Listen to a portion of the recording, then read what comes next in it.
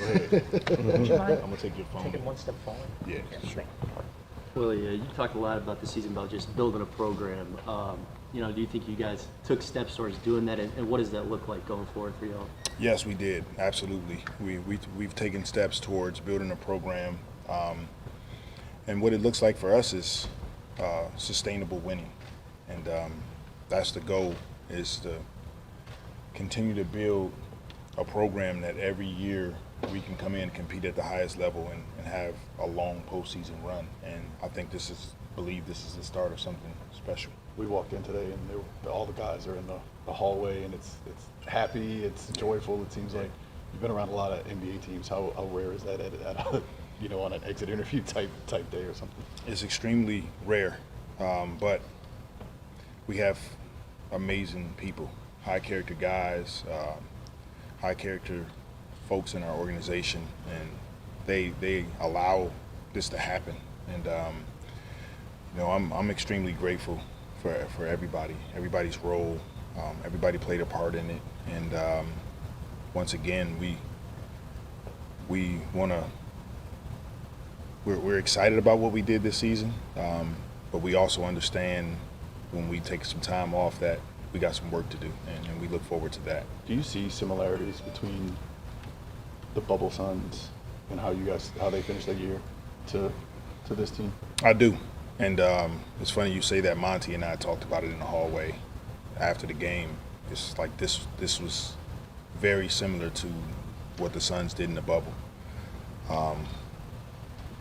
Herb, Trey, Jose, Brandon, adding CJ, all of our young guys, Najee, Jackson, being able to experience coming down the stretch of a season, playing in high-stakes games, meaningful games, then 2 elimination play-in games, and then you're rewarded by playing against the best team in the playoffs. They've all grown up right before our eyes. And so those moments, that experience will help us in the future. And that's very similar to what we went through in Phoenix together. As a coach, how excited are you to not only bring this core back, but you add a piece like Zion to it, and it could be like how Phoenix added Chris in terms of on court. I'm extremely excited. Words cannot describe how excited I am. I'm ready to get right back to work.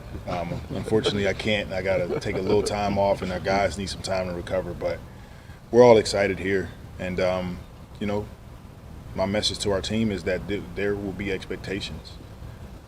We won't sneak up on people. But that's good. That's what lets you know you're a good team, and that's what we're striving to become. How much does it help where it feels like so much of the foundation is already set, right? And you basically know what it's going to look like next year. How much does that help you in your process figuring out what next year is going to look like? Yeah, it helps out a ton. I'm sure we'll still have some work to do in terms of finalizing what's what, but we have a lot of our guys coming back next season. We'll have a lot of guys in here this summer, just building and working towards our goal. And the special part of this for me is that they felt it. They felt what the playoffs is like. They felt how hard they have to play. The details matter. And so all of the things that we talked about that they didn't quite understand, they understand now, and that's going to help them throughout their careers. And how much does it help also that Zion stepped up today and kind of eliminated all the speculation, say, I want to be here, of course, I want to sign an extension. How much does that help as well? Well, him wanting to be here and the basketball aspect of it is the part that I focus on, which I love, that he wants to be here, that he wants to be in the gym, working towards getting healthy, working towards being the best player he can be. The extension department, that's more of a Griff question, and those are things you guys would have to talk to him about. But we love anybody that wants to be here in New Orleans with this community, with this culture. That's what we want. I signed the same thing, but how important is just connectedness as a team this summer going forward into next year? It's extremely important. I mean, we have that. That's a part of building our program, and we want to continue to maintain that and grow. And so we'll do some fun things this summer together as a group. Our guys are committed to getting in the gym, working, and we look forward to having a great offseason. From what you've seen, how does this season feel like? How much did you grow as a coach from September to now? I've grown a lot. Look, I learned a lot and made a ton of mistakes along the way. But I'm blessed and fortunate that we have people that allow room for mistakes, and we just kept working at it together. We just kept pouring into each other as a group, our players, our staff. Just talking to Trajan and Griff, same thing. Nobody passed judgment on each other. We just stayed at it, stayed working, and I know that I'm a lot better as a coach. And then more importantly for me, my role and my goal as a leader is to continue to serve our players, serve our staff, Mrs. Benson, serve our community here in New Orleans. What kind of things did you learn in a best of 7 series? First time, all the adjustments, going against Monty, all of it. What did you get out of this series? Well, one of the biggest things that I learned is that Chris needed to miss at least 2 shots. No, it was fun. It was fun playing against, coaching against a team that's going to bring it out of you. Monty is an extremely detailed individual and coach, and so am I. I learned that from him. I learned it from Steve, and we were going at it, adjusting. They were making adjustments. We were making adjustments, and it comes down to that: who can execute over and over again the details, the minor details that win you a game. And we have to give credit to those guys. They did it, but we know we pushed them to be better. Over the last month, how would you describe what you've seen in Zion's level of buy-in to this locker room? How would you describe it? Well, he's doing all the things that he needs to do to try to get healthy, and that's on the forefront right now, is to be healthy, to continue to work towards getting back on the floor and playing, and working with our medical team, our performance team, our coaching staff. You guys have seen him in here playing 5-on-5, so he's doing the things that he needs to do, and now it's just continue that progression throughout the course of the summer. From a personality standpoint, does he fit with this group? Absolutely. He fits with this group, but fitting with a group, it doesn't just happen. It's something that we all individually and collectively continue to work on. It's like a relationship. You keep building, you keep adding to it, you make mistakes, you come back, you get better, and that's what our group is about. Really, how important was it for Zion to be here with you guys to experience, right, the playoffs and stuff like that, even though he wasn't playing? It's extremely important. It's important for him to see and feel what it was like. He was there. He was watching the crowds. He was seeing the atmosphere. And to be honest, I told him this, like, the compassion that we have is that I know he wanted to be out there. And what he's going through in terms of recovering from an injury is extremely difficult. I've done it. And when you're 21 years old and your season is derailed because you were working on your game, trying to get better, that's tough to go through. And a lot of people say stuff, and I try not to listen to it, but to have compassion, to have mercy, to have grace, that's hard to go through. And so I thought it was great for him, but for all of our guys to experience what we experienced this season. That's a part of that speech that you guys heard, was like, we got to go after it. Like, we got to fight for it. And we're all proud that we did. What was it like for you developing that relationship with B.I. during the course of the year, and then seeing where he got to, in the playoffs? Special. Brandon is special. I said it before in one of my press conferences, but he's a coach's dream. He comes in every day, he works, he's a team guy, loves being around his teammates. He's always watching the game, he's observing, and he leads in that way. His teammates love to be around him, and he can flat out play. So his future is bright, and the sky's the limit to what he's going to do here in the future. With all the emotion that you showed last night, a day after, when you look back on that, are you surprised that it came out the way it did? Not really. Like I said, we poured a lot into this and each other, and I'm not afraid to show my emotions. It's a part of being a leader and being a servant, And I didn't want to cry and do all the stuff that happened, but you know, sometimes it happens, and just go from there. What's it been like for you? I know you're like aware that you're mic'd up and things like that, but what's it been like for you seeing that speech become like this sort of rallying cry for the fan base, especially over the playoff stretch? Yeah, I didn't do it for that. Right. You know, I didn't do it for the media or mic'd up or the cameras. I did it because as I was walking down the sideline, you know, to be honest with you, a bit of doubt crept into my mind. We were down whatever we were down, and I was like, man, we had a good season. And then I quickly had to flip it. But then I said, if I'm feeling like that, what are they feeling?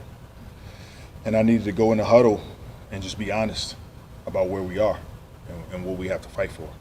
And that's what it was. It was just everything flashing before me. The whole season, the one and whatever start, the injuries, you know, the talks.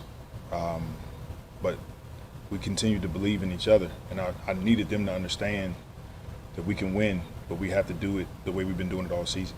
How do you, I know we talked about players work on this part of your game. How do you work on, is it just experience and having done it? Do you go back and watch film? Do you talk to mentors of yours from a coaching standpoint to make sure you evolve as well? Number one, the biggest way for me to get better is to listen. You know, listen. I'll sit and listen to all of our players, all of our staff, and talk about what we did that works, but then also what are some things maybe we can tweak going into next year. And then I'll watch a lot of tape this summer. Probably all of our games. Won't be fun at the beginning, but I'll watch them. And then just look at what we like, what are some things that we probably need to get rid of, and in terms of basketball plays and things like that. But I'll just continue to work and try to stay true to who I am, but be open to adjusting. If I could just follow up, like on a personal level, I think fans sometimes have kind of become captivated with what you've done and who you are. What do you do? Do you play golf? Do you play tennis? Do you like movies just to kind of relax and get away for a little while? Yeah, I play a little bit of golf, but mostly I just try to spend time with my family and just be normal. You know, do normal stuff like everybody. Go to lunch, take my kids to school, maybe go on a couple vacations here and there, but that's it. You know, it's pretty simple life. What has CJ meant both on and off the court? He's been huge. A leader coming in that has, I think, 9 straight playoff appearances. That type of experience, veteran leadership. But like all of our guys, he fits in to the whole group in the fact that he's a great guy, and that's what we look for. You know, we're trying to build a program based on character and based on guys that can hoop. But CJ fits into that because he's all of that. He's high character, he can hoop, and every day he's going to come in and do his job, and that's important. You're going to watch tape of 90 games? Yeah, I'll probably watch tape of 90 games. It's not hard to do, you know. It's, I mean, technology is commercials is edited. The 90 games is broken down to like 38 minutes a game, so it's not that hard, but it'll be fun to look at it. And a few of the guys use the word special to describe the locker room. Just how would you describe what you saw, you know, with that group, the culture you guys built, all that kind of stuff? It's the same, you know.